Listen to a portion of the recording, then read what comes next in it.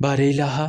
تو اس سے منزہ ہے کہ ہمیں ٹھکرا دے جبکہ ہم ہی وہ عاجز و بے بس ہیں جن کی دعائیں قبول کرنا تو نے اپنے اوپر لازم کر لیا ہے، اور وہ درد مند ہیں جن کے دکھ درد دور کرنے کا تو نے وعدہ فرمایا ہے، اور تمام چیزوں میں تیرے مقتضائے مشیت کے مناسب اور تمام امور میں تیری بزرگی و عظمت کے شایان یہ ہے کہ جو تجھ سے رحم کی درخواست کرے تو اس پر رحم فرماتا ہے، اور جو تجھ سے فریاد رسی چاہے تو اس کی فریاد سنتا ہے۔